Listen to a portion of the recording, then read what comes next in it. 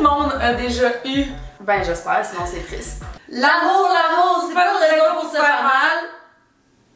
Ouais. C'est juste que tout le monde a déjà eu des struggles avec ce sujet-là, fait que là on va vous parler des nôtres. Puis ce qui est drôle, c'est que moi et Kat, on est deux personnes qui ont vraiment une perception de l'amour incroyablement différente. C'est épouvantable. Si j'avais à choisir un sujet de dispute qu'on a ensemble, c'est vraiment notre perception. Oui, mais je pense que ce qui est beau de ça, c'est qu'au cours des dernières années, on s'est envenimé dans nos deux façons de penser. Fait que là, on va coller ça ensemble puis vous embrasser. Fait qu'on est vraiment rendu des love queens. Je trouve aussi. C'est quoi l'amour? Je sais pas. Je suis pas très douée avec l'amour, mais j'ai l'impression que...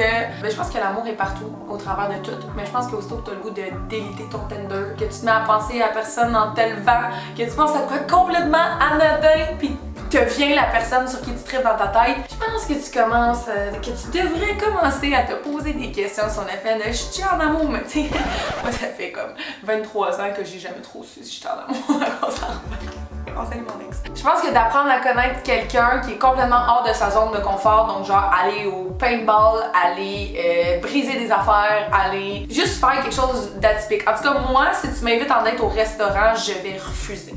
Moi, on dirait que j'ai jamais eu la barre de c'est sérieux ou ça l'est pas. On dirait que tu le sais quand que t'as plus le goût d'aller voir ailleurs simplement. Puis moi, je me suis jamais posé la question sur est-ce que l'autre a le goût. On dirait que tu le sais. Moi, ça a toujours été inné. Les deux, tu t'en vas dans la même direction de hey, tu sais quoi, on commence à se voir 4 soirs semaine, on se voit la fin de semaine, pas mal sûr que là, ça devient sérieux. Puis tant que t'as des belles soirées avec cette personne-là, moi, je me pose pas de questions jusqu'à ce que un ou deux stagnent. Souvent, c'est moi.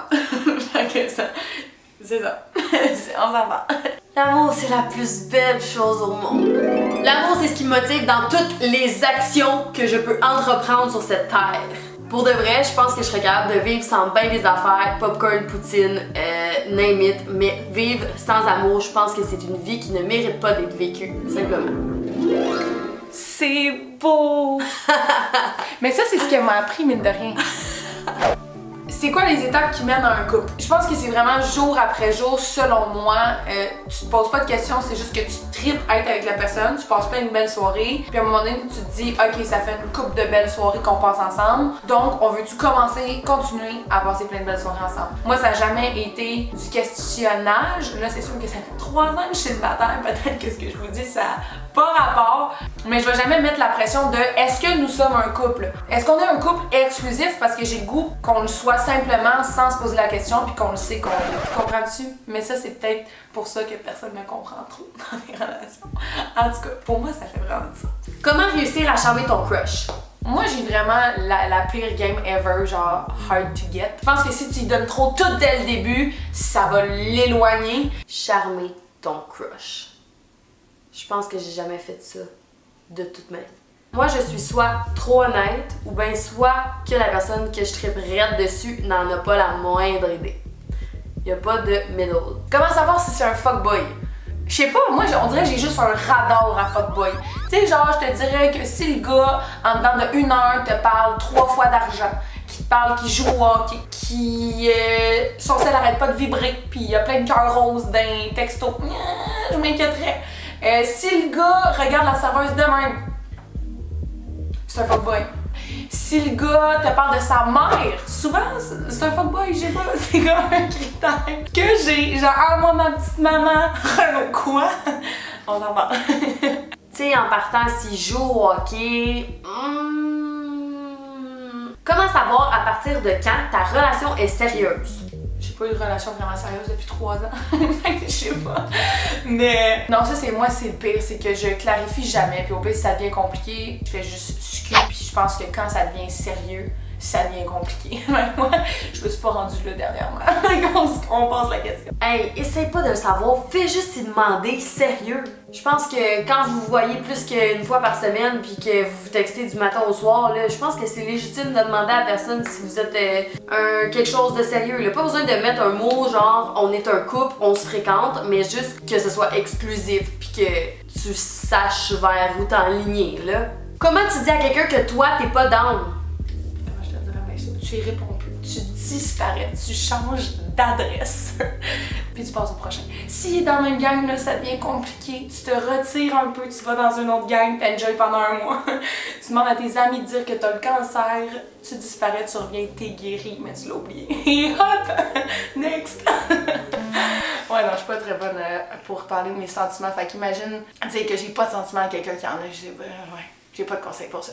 Alan va vous en donner plus que moi. Honnêtement, fais tout sauf l'ignorer. Tu sais, cette personne-là, elle a un cœur, elle a des sentiments, elle a des parents, faut pas que tu blesses. Fais ton maximum pour éviter qu'il soit déçu. Va chercher des mots trop beaux pour expliquer que finalement ça fit juste pas, mais au moins donne tellement une explication claire qu'il peut pas se remettre en question lui-même puis avoir le cœur brisé encore plus. Fais pas la shot de l'ignorer et de plus jamais répondre à ses messages, c'est la pire chose. Il va te recroiser dans un bar, puis là, il va te penser que vous avez donc bien une histoire infinie, puis non, mets les choses au clair, sois ultra créative dans ta réponse, gentille pour être irréprochable, pour pas que cette personne-là se mette à mettre la faute sur elle-même. Faut pas que tu brises le cœur à la personne, c'est la pire chose à faire. Comment l'amour évolue avec le temps et se rationalise? Quand on est petit, on aime parce que on aime. On sait pas trop pourquoi, mais on aime. Puis là, ça se complique et vient le temps de savoir si la personne avec qui tu voudrais faire ta vie s'entend bien avec ta famille, si la cohabitation se fait bien, si vous avez un peu le même vibe dans une maison, si vous avez la même routine, si vous vous entendez sur les mêmes choses. La vie d'adulte se fait à deux. Et ça, c'est vraiment difficile à savoir et ça prend beaucoup de temps, je pense. Je pense que c'est même la chose qui peut être la plus plate par rapport à une relation d'amour si t'es pas avec la bonne personne. Parce que quand t'es avec la bonne personne, toute cette rationalisation-là va même pas avoir l'air rationnel tellement que l'amour c'est irrationnel. Wow! Moi, je me rappelle en secondaire 3 comment j'avais hâte d'aller à la deuxième période le mercredi en mathématiques parce que mon crush était là. Puis pourquoi je tripais dessus, c'est parce qu'il me faisait rire. Il me faisait des petits regards. Je savais pas qu'est-ce qu'il allait faire dans la vie, je savais pas ses parents faisaient combien par année, je savais pas si j'allais bien m'entendre avec sa mère, j'en avais rien à... Je tripais sur le gars que je voyais le mercredi à la deuxième période. Est-ce que, en vieillissant, faut que tu sois s'il est dans la même catégorie monétaire que toi, s'il est dans la même classe sociale, si sa mère, ça peut devenir ta belle-mère, si ses amis, c'est tes amis? Non. Je fais encore partie du team qui se fout complètement de ces détails-là, puis que si je suis avec le gars, si tous mes amis ne l'aiment pas, ce qui est jamais arrivé, mais si ses amis ne l'aiment pas, si sa famille, il y a des problèmes, s'il est vidangeur, s'il est médecin, si quand je suis avec le gars, je suis bien, ben c'est bien. Fait que rendu là, les critères, et hop! Puis dernièrement, j'avais une liste de critères, puis j'ai réalisé que ça vaut vraiment rien parce que quand tu rencontres quelqu'un qui jab, ben la liste de critères prend vraiment le bord. Fait qu'attends celui qui jab à la place de prendre celui qui remplit ta liste de critères. Un autre bon conseil. Jusqu'à quel point tu es prêt à accepter de la haine pour vivre de l'amour? Et pas beaucoup. Ça, c'est difficile.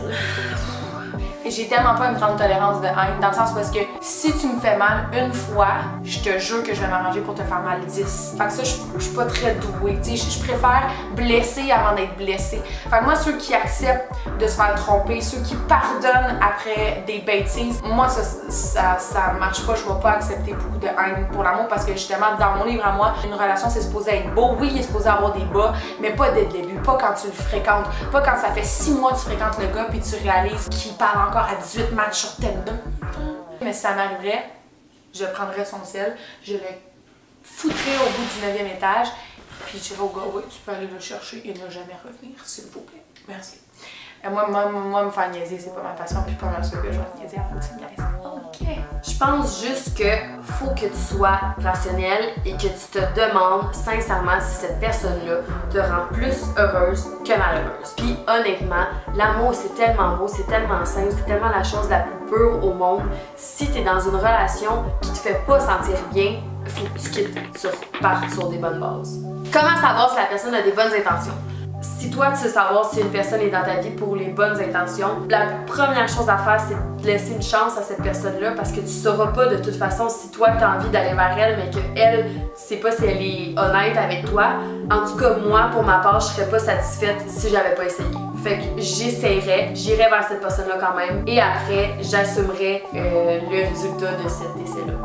Mon père m'a expliqué quelque chose dernièrement parce que depuis que j'ai fait Occupation Double, depuis que ma vie tourne autour des réseaux, clairement il y a beaucoup de personnes qui essaient de rentrer dans ma vie. Puis juste ça clique, ça bande, c'est le fun. Je me demandais tout le temps, hey, il serait-tu là si j'avais pas fait au bout? Puis mon père m'a dit, Kat, dans la vie, tout le temps t'as le choix entre le chemin A ou le chemin B. Si tu choisis le chemin B, souvent tu vas pas te poser quoi si il y avait eu le A.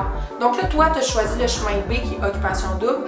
Arrête de vivre dans le quoi si je l'avais pas fait. T'as fait OD, t'as la chance d'avoir des belles nouvelles personnes dans ta vie. Arrête de te poser des questions sur est-ce qu'ils sont là pour les bonnes raisons. Quoi faire quand t'as le cœur brisé? On dirait que moi, j'aime ça, avoir le cœur brisé, parce que je me compte chanceuse d'avoir vu quelqu'un d'assez beau à l'intérieur pour lui donner la chance de me faire de la peine. J'étais prête à lui donner une petite partie de moi, puis il l'a pas pris, puis ça me fait de la peine. Je pourrais jamais être déçue d'avoir le cœur brisé parce que ça se trouve pas n'importe où, là, au final, cette relation-là, puis cette affaire inexplicable-là d'énergie bizarre. Aïe, je me sens comme un prof de Bicram qui essaie de vous expliquer les connexions entre deux personnes. Mais ce que je veux dire, c'est que quand tu as le cœur brisé, accepte-le. Puis l'important après une rupture, c'est de penser à toi parce que tout le monde va essayer de t'aider, mais finalement, va juste faire ce que ça te tente. Puis tu vas vraiment t'en remettre, je t'assure. Pour avoir vu ma meilleure amie avoir le cœur brisé souvent, on s'en met toujours. Puis là, je pense que tous ces cœurs brisés l'ont mené peut-être à la bonne personne pour lui. Ouais! C'est ce qui conclut notre belle vidéo sur l'amour. Comme vous pouvez voir, on a vraiment deux perceptions différentes. Je pense que l'important, c'est vraiment de savoir toi dans quoi tu es confortable face à l'amour parce que des humains, il y en a plein. Si en ce moment, tu es dans une relation qui te fait, dis-toi qu'il y a des humains, il y en a 7 milliards. Fait que les contraires s'attirent ou que qui se ressemble s'assemble, il y en a un autre pour toi dehors. Fait que va enjoy, va prendre une marche puis trouve le tien. Ou trouve-en un autre. Ou trouve-en pas si t'en veux pas. Mais enjoy! Sur ces belles paroles, on se dit à une prochaine fois! Merci d'avoir écouté!